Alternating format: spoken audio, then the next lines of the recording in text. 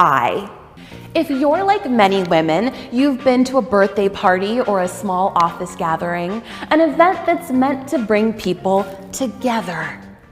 There's swinging tunes, some adult beverages, and good convo. And then it comes time to cut the cake, and someone decides to ruin everything. Oh my God, that slice is huge. That slice is bigger than Beyonce's paycheck. Can you cut me half of that?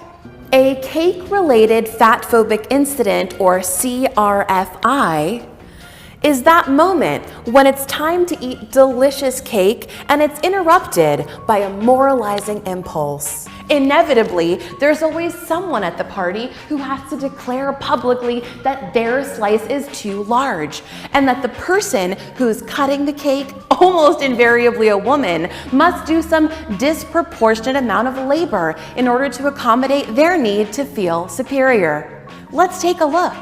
Can you do a little bit, can you scrape all the frosting off and cut it in half and give me 2 forks, because I'm sharing.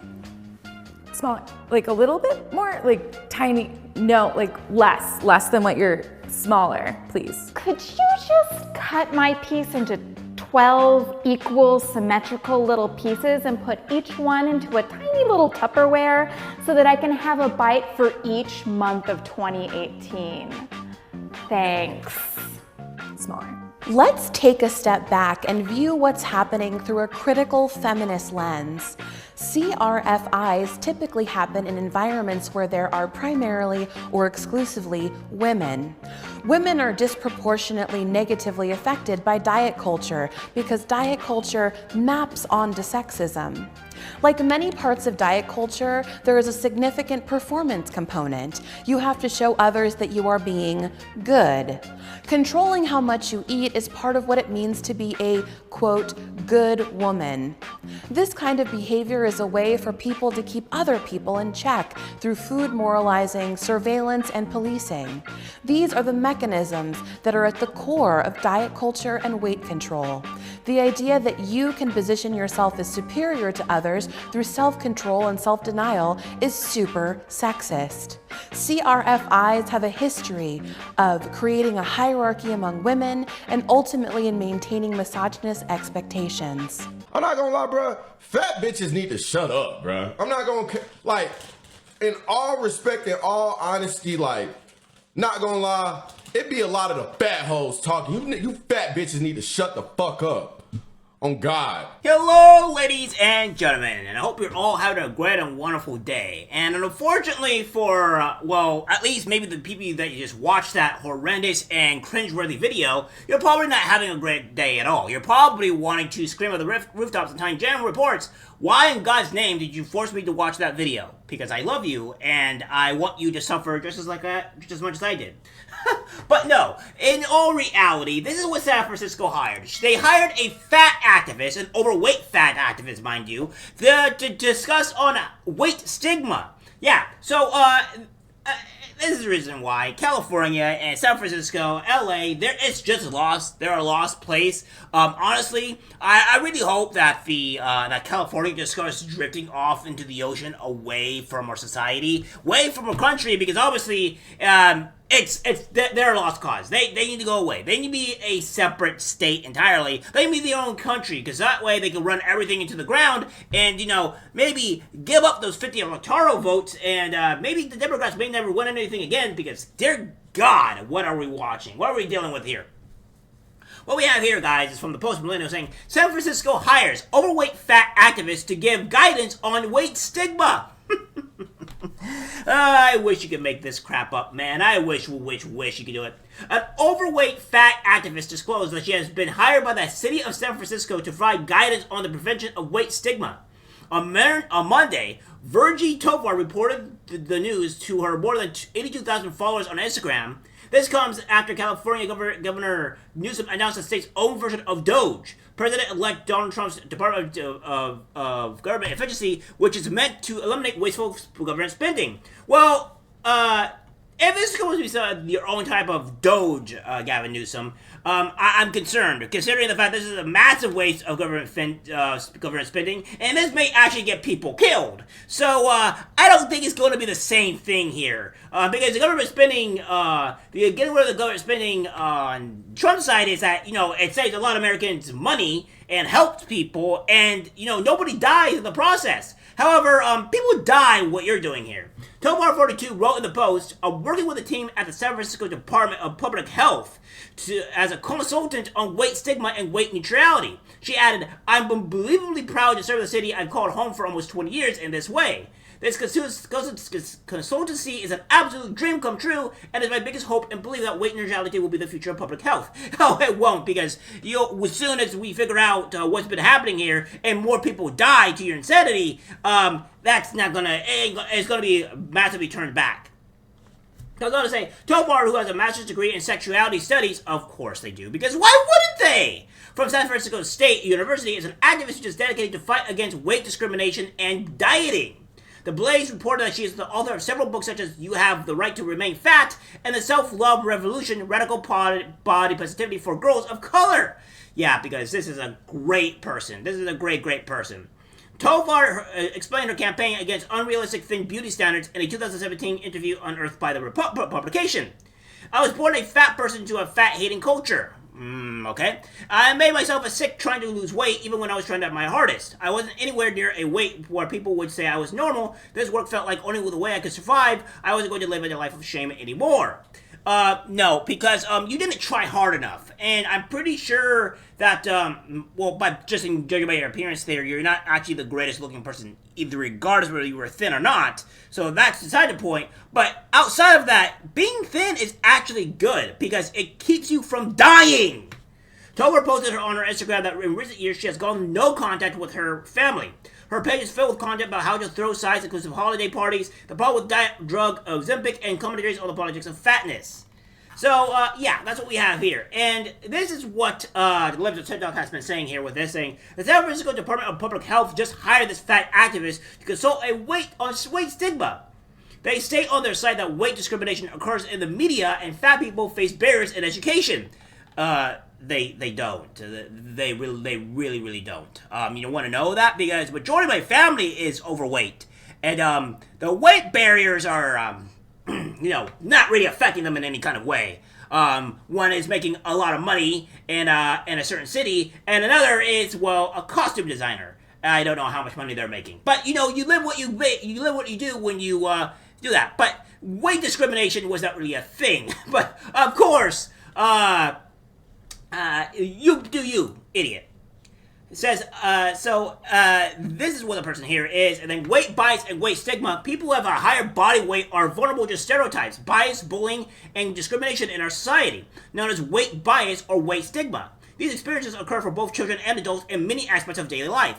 People face weight discrimination in the workplace, biased attitudes from healthcare professionals, negative stereotypes in the media, barriers in education, and weight stigma in their interpersonal relationships. These stigmatizing experiences are harmful, leading to both immediate and long-term consequences for emotional and physical health, reducing quality of life. The quality of health is probably you going to die of diabetes or any other type of issue, right? I mean, it's diet. Okay, so weight does not necessarily cause diabetes, right? But if you have weight on top of diabetes, it's not a good thing. It's actually negative. And besides, when you lose weight, you're better, you feel healthier, you live longer. And why is those super overweight people that we've seen so far, why are they all dead? They have all died. Between 37 and 45, they have all passed away. That one of them have actually made it to 50. So, I'm really concerned about that. And then we have this here from Autism Canada. We'll say, Gavin Newsom, we've been working before Doge was Doge. It's a promo giant. We're going to eliminate 62,000 positions. California is a leader in that space. And, California is the government of efficiency. Yeah, we're $62-something billion in the hole. We're the government of efficiency, all right.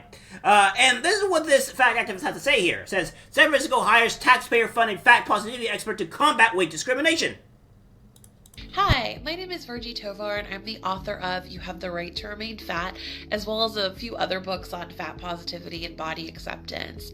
When I think about what people might be surprised by or what you wouldn't think of when you think of eating disorders, I immediately think of being a kid. I was a kid in a larger body, a teen in a larger body, and also I'm an adult in a larger body.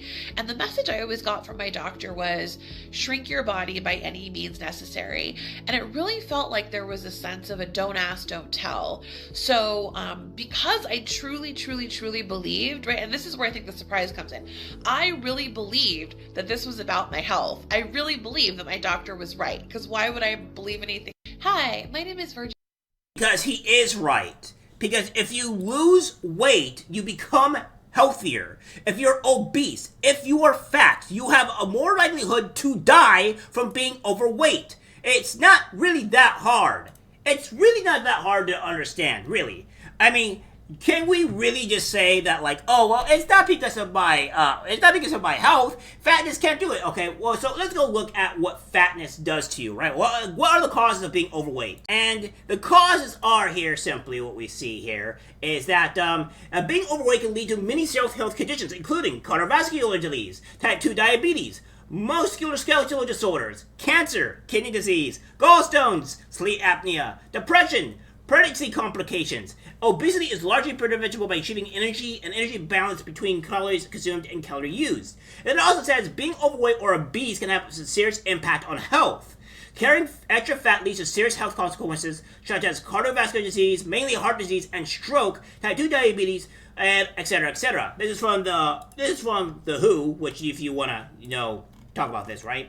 And then all that stuff, right? These are the issues. And by the way, black people have a higher issue with cardiovascular disease, not because they're usually overweight, it's just like what our race usually does. So what you're telling people here is like, oh, don't lose weight, and even though you also have cardiovascular disease or you have some other issues that may be a problem with, being black, just stay overweight and then fall over and die way earlier than other people because you add cardiovascular disease on top of other health issues that's being black.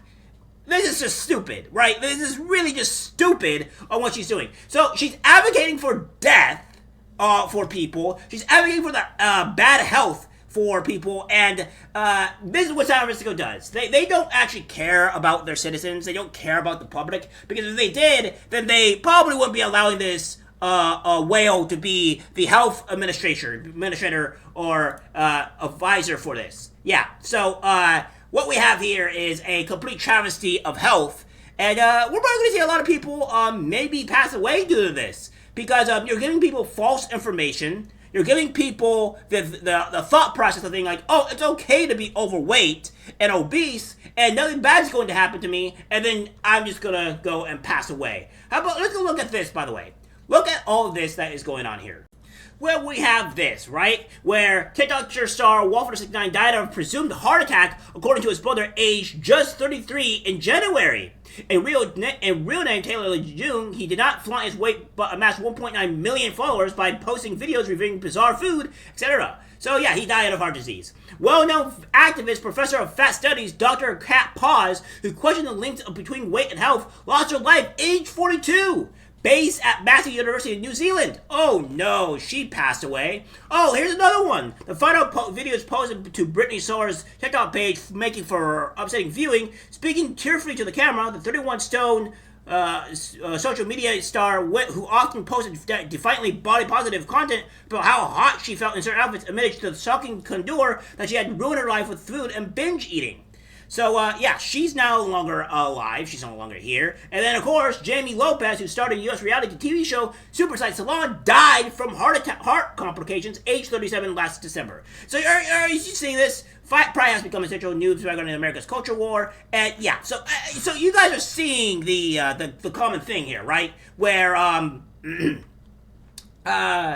Brittany Soar lost her life, so you can see the common here thing, right? They haven't even reached the 50 and they died. And we want this clown over here, this clown Virgie Tover, to say, oh, it's okay to be fat? Yeah, let's just make every people not be able to even survive to the age of 45, let alone 50, and see where that goes for us.